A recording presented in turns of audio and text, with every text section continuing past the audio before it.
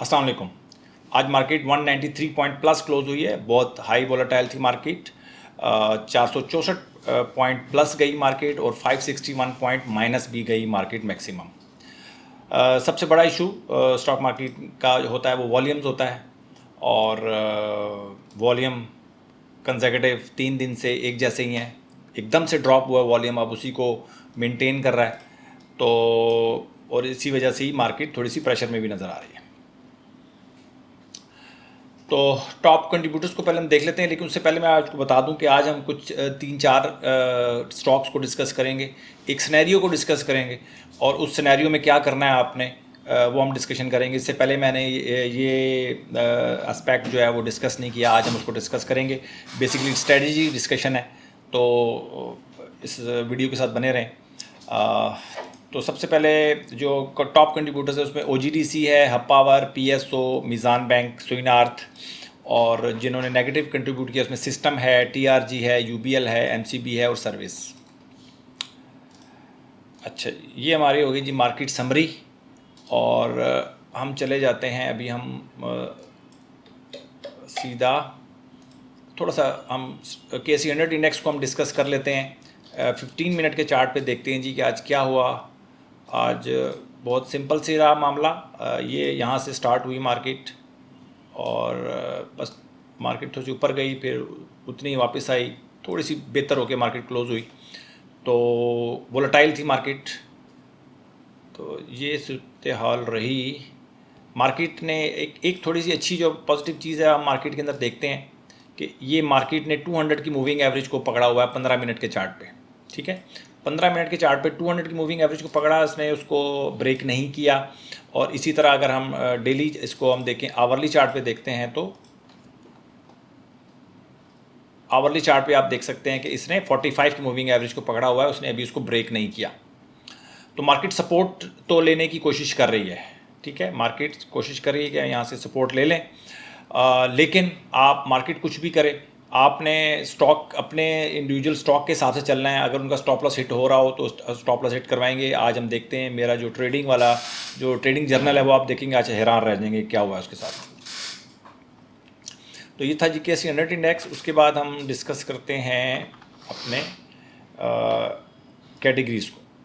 Categories में आप देख सकते हैं, अच्छा कैटेगरीज़ में एटलस होंडा की अलर्ट कैंडल बनी है, लेकिन अलर्ट कैंडल आपने लास्ट डे जो हाई लगा है उसको फॉलो करना है। आज के हाई को फॉलो नहीं करना है एटलस होंडा का। अगर लास्ट डे का जो हाई क्रॉस होगा तब हम इसको अंदर बाइंग करेंगे।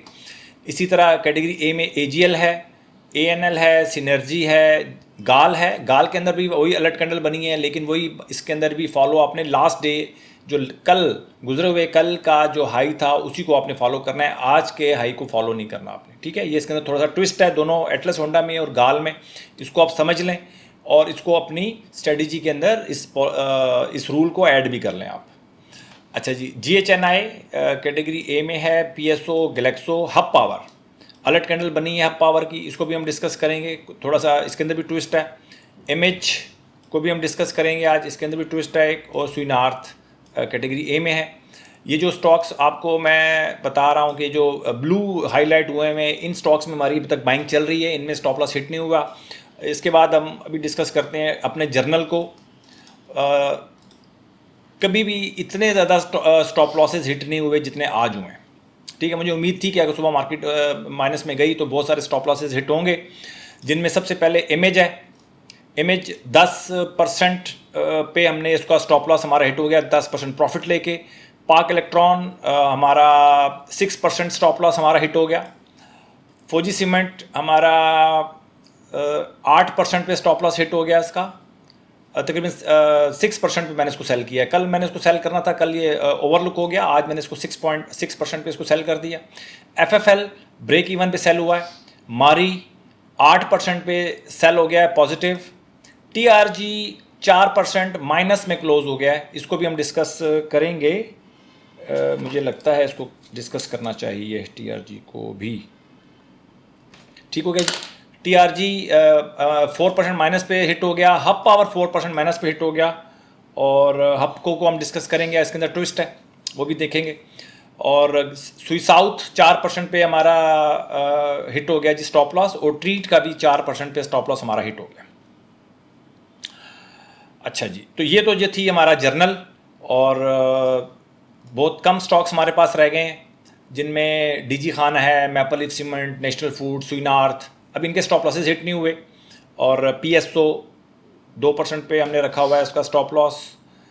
तो जीएचएनआई ब्रेक इवन पे सेल होगा, अभी सेल नहीं हुआ। निशात मेल 2% पे सेल होगा प्रॉफिट में। तो ये थोड़ा सा हमारा ट्रेडिंग जर्नल की सिचुएशन थी। इसके बाद हम चले जाते हैं, इसके बाद हम चलते हैं जी, हम स्टॉक्स को डिस्कस करते हैं। स्टॉक्स की डिस्कशन आज बहुत ज़रूरी है, बड़ी कॉम्प्लिकेटेड सी है थोड़ा सा, उसको आप देखेंगे कि हम उसको कैसे चीज़ों को मैनेज करते हैं। सबसे पहले हम डिस्कस करते हैं जी एजीएल को। एजीएल देख लें, अपवर्ड ट्रेंड है। कल मेरा स्टॉप लॉस हिट हो गया था इसके अंदर, वो मैं आपको बता देता हूँ कि कल स्टॉप लॉस एजीएल का मेरा स्टॉप लॉस हिट हुआ था 8% प्लस पे। ठीक है, कल हम देख लेते हैं कि एजीएल हमारा 68.95 पे हमारा ये हिट हो गया था, 68.95 पे। आज 69.44 क्लोज हुआ है 68.95 पे। अभी भी देख लें इसकी 60 से ऊपर RSI चल रहा है, लेकिन हमारा 8% पे स्टॉप लॉस हमने हिट हो गया था। और कितना गेन किया था हमने इसमें एजीएल में, सारी चीज़ों को नोट कर लीजिएगा आप। गेन हमारा इसमें हुआ था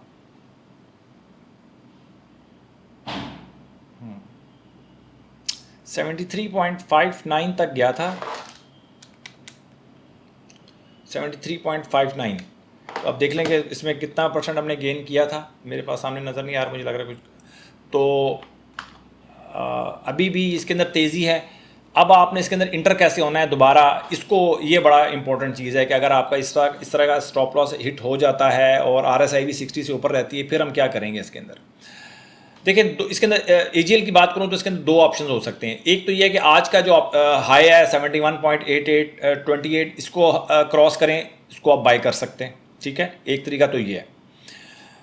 मुझे भी ये लगता है कि 71.28 अगर क्रॉस करता है कल, तो इसको हमें बाय कर लेना चाहिए। दूसरा तरीका जो है वो सेफ तरीका, वो ये है कि 75.99 क्रॉस करे, तो तब हमने इसको बाय करना है। ये दो तरीके हैं, जो आपको सूट करता है उसको आप फॉलो कर सकते हैं। लेकिन एजीएल जैसे स्टॉक को हम छोड़ नहीं सकते। देखें, 8% पे हमारा स्टॉप लॉस तो हिट हो गया, 16% तक गया था ये। 8% मार्केट गिरी, मतलब बहुत ज़्यादा गिर गई मार्केट। ठीक है, किसी भी वजह से गिर सकती है, तो वो स्टॉप लॉस हमारा हिट हो गया। तो अब हम दोबारा इसको हम पकड़ेंगे, इसको हम छोड़ेंगे नहीं। तो ये स्ट्रेटेजी का बहुत इंपॉर्टेंट पार्ट है। अच्छे स्टॉक को छोड़ना जो है ना, वो किसी भी तरह से अक्लमंदी नहीं है। आप पकड़ेंगे 4% दोबारा स्टॉप लॉस देके निकल जाएंगे, कोई प्रॉब्लम नहीं है, आपको डरने की ज़रूरत नहीं है।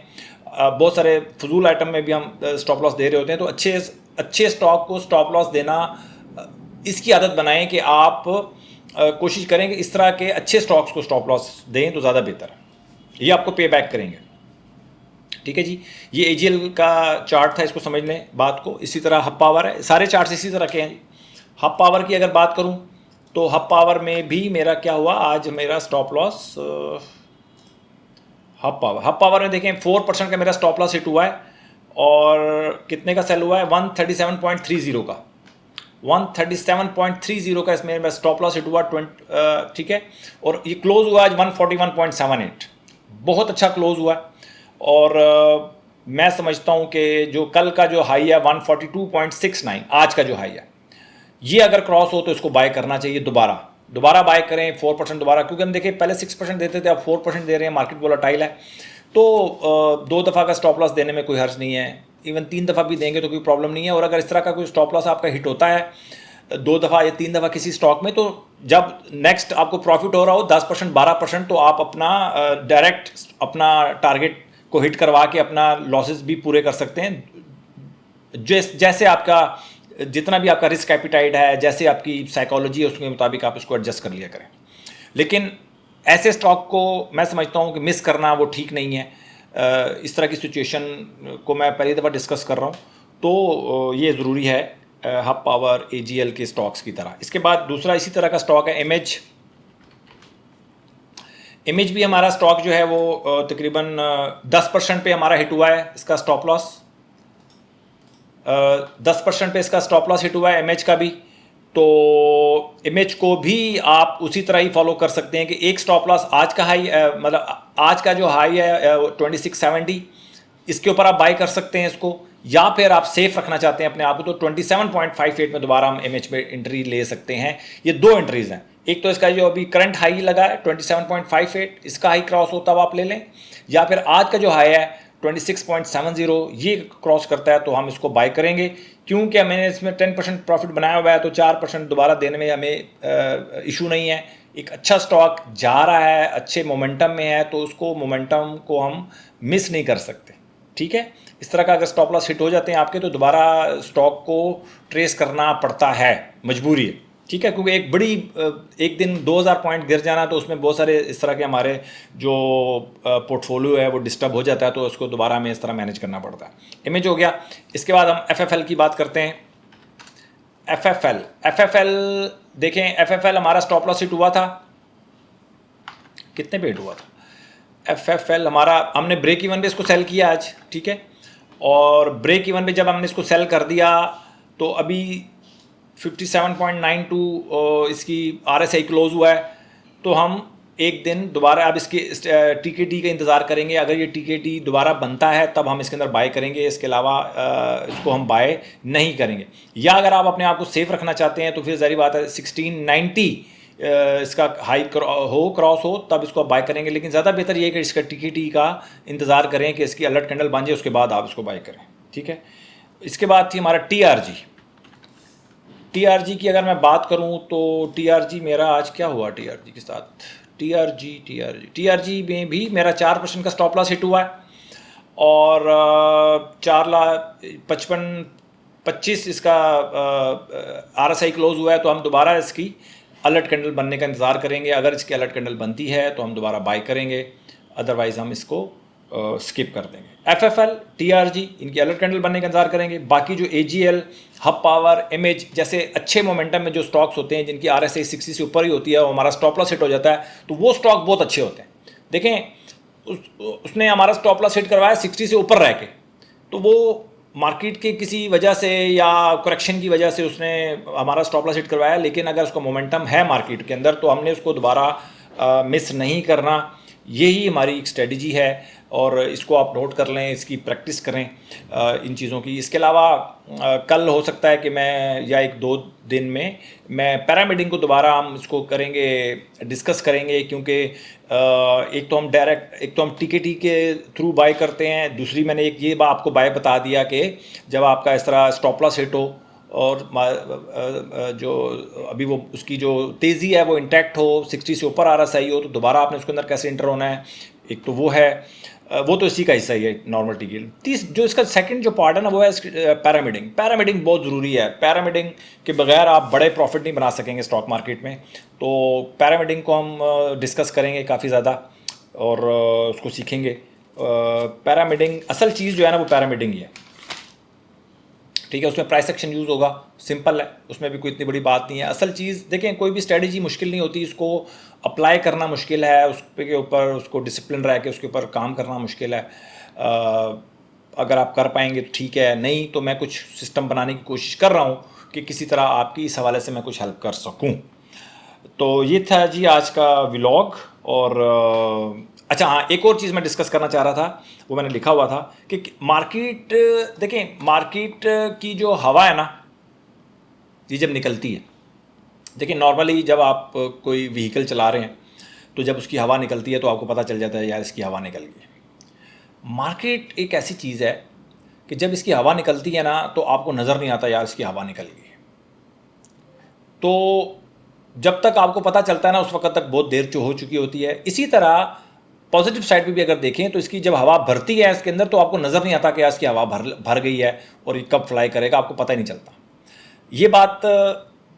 और इस चीज़ की मैं समझता हूँ कि आप खोज लगाना छोड़ दें कि यार आपको पता चल जाए वक्त से पहले कि यार इसके अंदर हवा निकल गई है या इसकी हवा भर गई है। तो मार्केट की हवा आपकी जो आपका ये जो आपका ये जो जर्नल है, ये आपको बताएगा कि यार मार्केट में हवा भरी जा रही है या मार्केट में से हवा निकल गई है। ठीक है, आज देखें कितने ज़्यादा स्टॉप लॉसेस हिट हुए हैं। अगर ये स्टॉक्स दोबारा इंटर ना हुए मेरी जर्नल के अंदर और ये आहिस्ता आहिस्ता कम होते चले गए, तो इसका मतलब है कि मार्केट में की हवा निकल गई है, और ये आहिस्ता आहिस्ता हमें पता चलेगा अपने जर्नल से, और कोई तरीका नहीं है। मार्केट अपना गेयर चेंज करती है, और जब गेयर चेंज मतलब हवा निकलने का मतलब वही गेयर चेंज करने वाला है। जब गेयर चेंज करती है अपवर्ड या डाउनवर्ड पता नहीं चलता। ठीक है, तो आप कोई ऐसी स्ट्रेटजी को ही फॉलो करेंगे जिससे आपका जो पोर्टफोलियो है वो इस तरह मैनेज होता रहे, और जो गेयर चेंज करने वाला जो मामला है कि आपको वक्त से पहले पता चल जाए, वक्त से पहले नहीं पता चल सकता, आपको वक्त से पहले पता चल जाएगा तो एक आध दफ़ा के चले अंदाज़ा आपके ठीक हो सकते हैं, अंदाज़ा हो सकता है। हम भी प्रोबेबिलिटी के साथ ही काम कर रहे होते हैं, तो लेकिन शोर शॉर्ट नहीं पता चल सकता आपको। तो इसलिए आपकी जो स्ट्रेटजी है, ये सारी बातें जो हैं वो जितने भी एस्पेक्ट्स हैं, ये स्ट्रेटजी आपको मैनेज करनी पड़ेगी। स्ट्रेटजी ने मैनेज करना है, आप नहीं मैनेज कर सकते, आपकी स्ट्रेटजी मैनेज करेगी। तो ये थी जी सूरत हाल आज की मार्केट की। अपना बहुत ख्याल रखें। Thank you very much.